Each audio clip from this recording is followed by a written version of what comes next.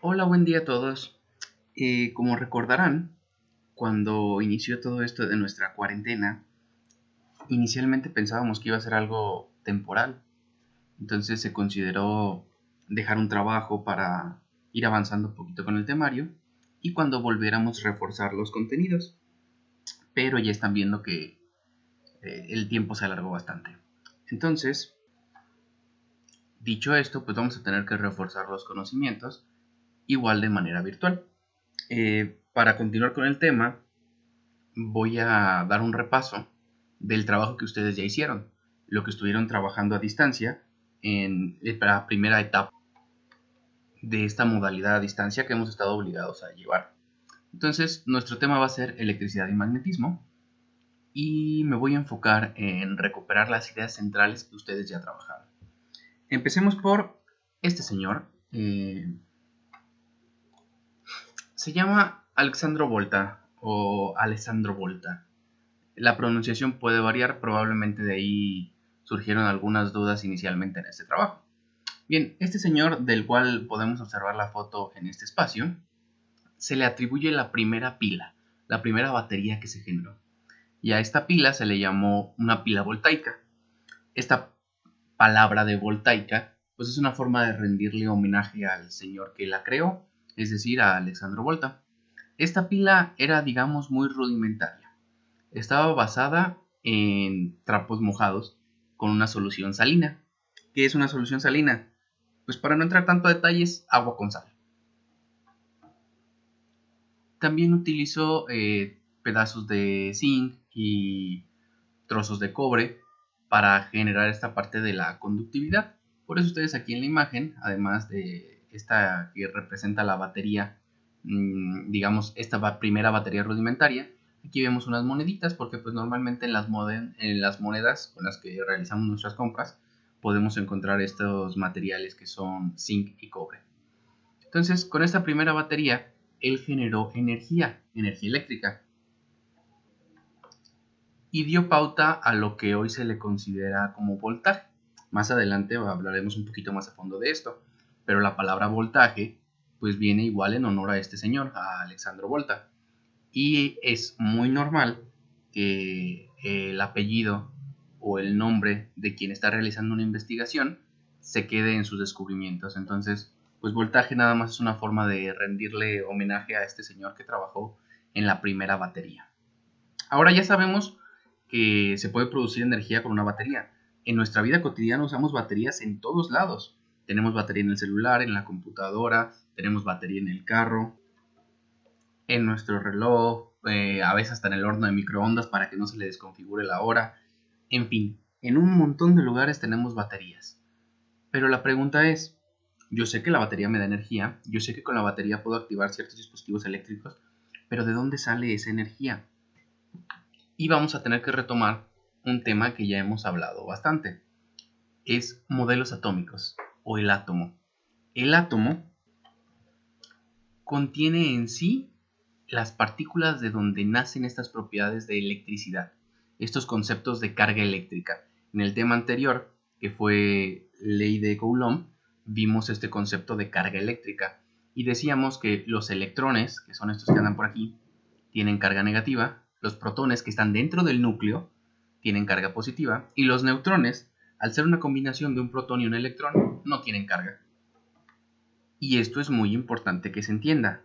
El electrón y el protón tienen la misma carga, 1.6 por 10 a la menos 19, pero el electrón tiene carga negativa y el protón positiva.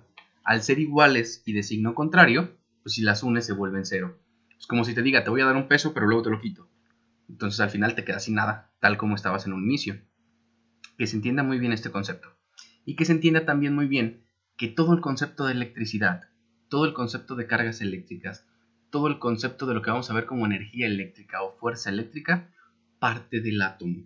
Porque en el átomo están todas las partículas elementales. Protones positivos, electrones negativos y neutrones sin carga. Bien, una vez dicho esto, tenemos que aprendernos otros dos conceptitos. También ya los trabajaron ustedes, ya leyeron en su libro. Pero en general vamos a decir que existen dos tipos de circuito. Un circuito digamos que es una trayectoria por la cual los electrones pueden irse moviendo, como si fuera una corriente de agua. Entonces, digamos que de aquí salen los electrones y luego hacen todo el recorrido, llegan al foco, pasan por este alambito, producen la luz, luego vienen para acá y terminan la batería. Y hacen todo este circuito, como si fuera un circuito de carreras. Das toda la vuelta completa, das toda la vuelta completa, das toda la vuelta completa, das toda la vuelta completa. Obviamente la energía se va gastando aquí. Entonces, esto es un circuito cerrado, porque todo está completito. Pero también hay circuitos que están abiertos, y normalmente se suelen representar así. Un circuito abierto sería como el equivalente de que aquí le cortas un pedazo. Entonces, imagínate que vienen muy contentos todos los electrones y de repente aquí ya no pueden pasar. ¿Por qué? Pues porque esto está roto, porque esto está abierto. Entonces vienen los electrones, pasan por aquí y de repente ya no pueden pasar, porque de aquí a aquí no hay un camino que les deje seguir avanzando. Entonces esto sería un circuito abierto, donde en un punto los electrones ya no pueden seguir avanzando porque no hay por dónde pasar, no hay un conductor. Y esto de aquí se suele representar con un switch. Entonces, por ejemplo, en tu casa, cuando tú tienes una instalación eléctrica que te sirve, digamos, para prender la luz de tu cuarto, cuando la luz está apagada, tu circuito eléctrico está abierto y no pasan los electrones y por lo tanto tu foco está apagado. Pero cuando tú le aprietas aquí al switch, este palito de aquí baja y se cierra. Entonces se convierte en un circuito cerrado. Los electrones pueden avanzar libremente y eso hace que tu foco se encienda. Y esos son los circuitos abiertos y circuitos cerrados. Bien, vamos a lo siguiente que también ya trabajaron.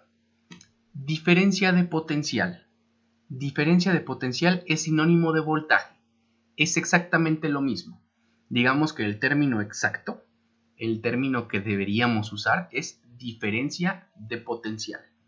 Pero lo que normalmente lo conocemos es voltaje. Y repito, esta palabrita de voltaje sale para hacer un poquito de homenaje al señor Alessandro Volta, que fue quien descubrió la primera pila, que fue quien empezó a trabajar con todos estos procesos de voltaje y que fue quien sentó las bases para que se pudiera realizar todo lo que tenemos ahora. Las pilas que ahora son de litio y que nos duran horas y horas y horas para nuestros dispositivos móviles, especialmente celulares y tablets, para computadoras, para un montón de dispositivos que ya habíamos mencionado antes.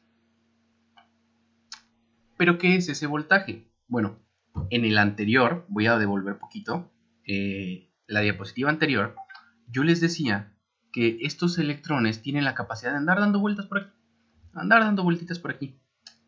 Pero no dan vueltitas así porque sí, sino que tiene que haber algo que les dé la capacidad de dar vueltitas.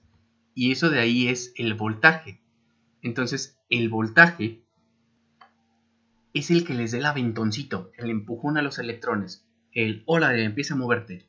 Si no estuviera el voltaje, los electrones no se moverían, se quedarían ahí, estáticos, como una carga, como cuando frotábamos el globo contra tu cabello, pues el globo se quedaba cargado, pero no se movía para ningún lado. Entonces, este voltaje lo que hace es el empujoncito para que, órale, muévanse electrones, órale, que se genere una corriente eléctrica. Entonces podemos aprendernos que voltaje es ese impulso que hace que los electrones se puedan mover a través de un conductor. Y cuidado con ese apartado de voltaje, porque el hecho de que haya un voltaje alto y que proporcione un buen empujón de electrones nos puede causar daño. Por eso hay que tener mucho cuidado con los contactos eléctricos en casa, porque no son para andar jugando y no son para andárselo tomando a la ligera. Siempre tengan mucho cuidado. Entonces aquí podemos otra vez retomar la parte del circuito, donde decíamos que los electrones se mueven, prenden un dispositivo, tenemos el switch, y este switch acciona cuando quiero que se mueva la energía y cuando no. Esta imagen está muy chiquita, pero igual es para repasar este punto. Bien, continuamos un poquito avanzando. Los ejercicios que ustedes también ya trabajaron eran referente a esto de corriente eléctrica, es decir, a estos electrones que andan caminando a través de un conductor. Y este conductor pues normalmente era un metal. En nuestras casas estos conductores son hechos de cobre, el cable de cobre que circula por toda nuestra casa y que nos permite tener energía eléctrica. Ya dijimos que esta corriente entonces eran un montón de electrones que van por un conductor. Entonces imagínense que este tubito de aquí que ilustra la imagen es un cable de cobre. A través de él vienen un montón de electrones corriendo, o bueno, desplazándose. La corriente es la carga que pasa a través del conductor en un determinado tiempo. Recuerden, cada electrón tiene su propia carga y esa carga es de 1.6 por 10 a la menos 19 coulombs. La carga se da en coulombs. Recuerden eso, por favor. El tiempo se da en segundos y esta I significa intensidad de corriente. Intensidad de corriente se da en amperes. También les dicen amperios y se representa con una A mayúscula. Entonces, un ampere, que es A mayúscula, es coulomb, que es la unidad de carga, recuerden es una C mayúscula, entre tiempo, que es segundo. Un ampere es coulomb entre segundo. Esta formulita de aquí entonces me ilustra que la corriente eléctrica está en función de cuántas cargas o cuántos electrones pasan a través de un punto, digamos que mi punto es aquí, en un segundo.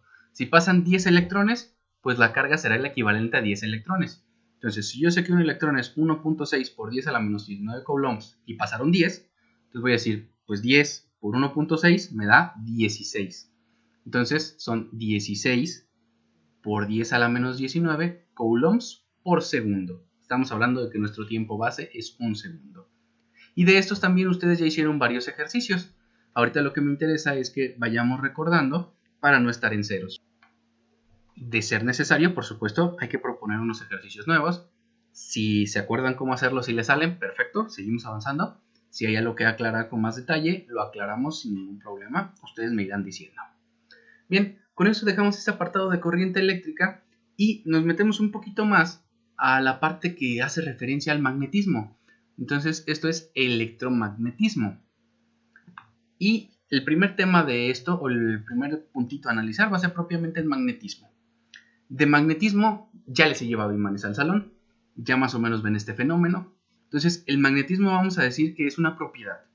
Y es una propiedad que normalmente podemos observar muy claramente en los imanes. Y esta propiedad lo que hace es que un imán pueda atraer objetos metálicos. Suele ser un ejemplo muy clásico decir que es el hierro. Entonces, cuando un imán está cerca de un objeto metálico, se ve este proceso de atracción, donde aún no lo ha tocado y ya hizo que el objeto metálico viniera hacia él. Esto probablemente todos ya lo han visto. Ya han visto un imán, ya han visto cómo atrae objetos, pero ahora la pregunta es, ¿por qué? ¿Por qué los atrae? No es un acto de magia. Tiene que haber algo que haga que lo atraiga. Y a esta respuesta se le suele llamar campo. Entonces vamos a hablar de lo que se llama un campo magnético. Un imán genera un espacio invisible, unas líneas invisibles. Estas de aquí, estas que están aquí, se llaman líneas de fuerza. Y estas líneas de fuerza fue una propuesta de Michael Faraday para explicar por qué es que existen estos fenómenos de atracción o de repulsión en algunos imanes y en algunas cargas, o más bien en todos los imanes y en todas las cargas. Entonces, este campo magnético es directamente el causante de que los imanes atraigan objetos, de que entre imanes se atraigan o se repelan. Por ejemplo, este imán de aquí, vemos muy claramente que tiene un polo norte y un polo sur. Entonces, los imanes se clasifican así, decimos que son polos. Y es muy característico decir que en el polo norte salen líneas de fuerza. Es decir, de aquí salen todas las líneas de fuerza, salen, todo va hacia afuera. Y en el polo sur, al contrario, todo va hacia adentro. Entonces, esto es lo que hace que se genere esa especie de campo. Esta línea sale y entra aquí, esta línea sale y entra aquí, esta línea sale y entra aquí. Y se genera este espacio al que se le llama campo magnético. Y todas esas líneas que están ahí tienen la capacidad de atraer objetos. Por eso los imanes atraen objetos. Ese campo magnético obviamente no lo vemos. Y por eso cuando por primera vez ves que un imán atrae un objeto, pues parece algo así como si fuera un arte de magia, porque son fuerzas invisibles. Son fuerzas que al puro ojo yo no puedo ver. Cuando ponemos un polo negativo, un polo norte con un polo sur, Si decimos que del polo norte salen y del polo sur entran, pues encaja perfectamente, embona bien. Entonces por eso hay una fuerza de atracción. Como con las cargas, carga positiva y carga negativa se atraen. Entonces aquí, polo norte y polo sur se atraen. Pero cuando es el mismo polo, por ejemplo aquí, polo sur y polo sur, pues al polo sur le entran líneas de fuerza. Entonces, pues nunca va a haber esa cercanía, nunca va a haber esa atracción, porque los dos quieren que entren líneas. De ninguno de los dos sale. Sur, sur, los dos entran líneas de fuerza. Entonces, ¿qué pasa?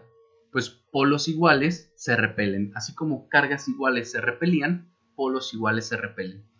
Pasaría lo mismo si tuviéramos con el norte. El norte los dos quieren sacar líneas de fuerza. Entonces nunca va a haber esa fuerza de atracción. Siempre van a chocar unos con otros y eso es lo que hace que se repelan. Un ejemplo claro que podemos decir del campo magnético es que es bien sabido que existe en el planeta Tierra algo a lo que le llamamos gravedad. Entonces, esta gravedad funciona muy parecido como un campo magnético. Lo que hace la gravedad es que atrae objetos, pero no en función a propiedades magnéticas, sino en función a la masa que tiene un objeto. Todos los objetos que tengan masa, acuérdense, la masa se da en kilogramos. Entonces, todo lo que tenga masa tiene la capacidad de atraer otro objeto. Todo. Pero este fenómeno se ve más claro en cuerpos que son de tamaños muy grandes. Por ejemplo, la Tierra tiene un tamaño tan grande en comparación al de nosotros que la Tierra tiene la capacidad de atraernos. Y esto es la fuerza que conocemos como gravedad. Por eso, pues si aquí dejamos caer una pelotita, más bien soltamos una pelotita, la pelotita se va a caer porque está siendo atraída por la Tierra, por una función de masa. La masa de la Tierra es tan grandota que atrae masas chiquitas. Entonces, digamos que si tú tuvieras que atraer algo, pues tú tendrías que ser en una relación directa del tamaño de la Tierra y lo que atraes tendría que ser de tu tamaño. Sería algo así como que trataras de atraer a un microbio, una cosita muy chiquita. Entonces, por eso en las personas no se ve este fenómeno, porque somos muy chiquitas en comparación de los planetas y el universo. Entonces, ya dicho esto, como para tener algo con que compararlo, vamos a hablar de que la Tierra tiene un campo magnético. Nuestro planeta Tierra se comporta así, como un imán grandote, y tiene un polo norte y un polo sur. Y es por eso que en el planeta podemos utilizar brújulas para orientarnos, porque ese metalito que tiene la brújula, esa especie de agujita que está ahí, se ve atraída por el polo norte de la Tierra, y entonces ya nos da una ubicación de por dónde estamos. Ahora, ustedes ya vieron en geografía que hay polos que son geográficos, y los polos que son geográficos no coinciden exactamente con los polos que son magnéticos. Si ustedes se fijan, el polo magnético más o menos está por aquí y por aquí. Y si lo pongo en otra imagen, el polo geográfico estaría más o menos por aquí. Entonces, geográficamente aquí es el polo norte, pero magnéticamente aquí es el polo norte. Entonces tenemos esa ligerita variación en comparación uno con el otro. Pero que se entienda eso. La Tierra funciona como un imán grandote y hay líneas de fuerza que salen y entran, que salen y entran. Ahora, ¿de qué nos sirve en nuestra vida cotidiana electricidad y magnetismo? Pues electricidad a lo mejor no hay mucho que decir, incluso en un video anterior ya lo había explicado. De la electricidad prácticamente vivimos, se nos ha hecho un estilo de vida tener electricidad a la mano. Tanto que si se nos va la luz, se nos cae el mundo. Que no hay internet, que el wifi no va a servir, los datos móviles tampoco me sirven, mi celular se me está descargando. Entonces empieza a haber un caos total, tan solo en nuestro dispositivo móvil, porque es algo con lo que estamos súper acostumbrados a trabajar. No digamos aviones, no digamos hospitales, no digamos algunos otros servicios que son de vital importancia. Entonces, todas estas funciones pues se han hecho parte de nuestro estilo de vida, de tal forma que si en algún momento nos quedamos sin electricidad, pues sería un cambio muy grande a llevar a cabo en un momento. Pero el magnetismo también juega una importante función en nuestra vida. Y principalmente hay que destacar el campo médico, donde se realizan estudios médicos como por ejemplo la resonancia magnética, que permite al médico ver el cuerpo, digamos a nivel orgánico, donde podamos ver los órganos, los músculos, el sistema óseo, o sea, los huesitos, y con esto se pueden detectar tumores para realizar ciertos procesos quirúrgicos que seguramente, ustedes lo saben, salvan vidas y nos pueden facilitar bastante nuestro modelo de vida, de tal forma que los médicos pueden ver nuestros problemas sin necesidad de primero hacer una cirugía. Esto, por supuesto, ha aumentado muchísimo la esperanza de vida de las personas. Entonces, como ven, magnetismo y electricidad es algo que tenemos en nuestra vida cotidiana, es algo que siempre está ahí, tanto que siempre está ahí que, por ejemplo, nuestra Tierra, nuestro planeta donde vivimos es un imán, y aquí es donde nos estamos desarrollando. Por eso es muy importante tener en claro qué son estos conceptos de electricidad y qué son estos conceptos de magnetismo. Y con esto terminamos la parte del repaso, lo que nos interesaba ver por ahora, para irnos poniendo en contexto. Ya la siguiente semana continuaremos con el curso y seguiremos trabajando con estos temas. Espero que tengan un muy bonito día y nos vemos pronto. Chao, chao.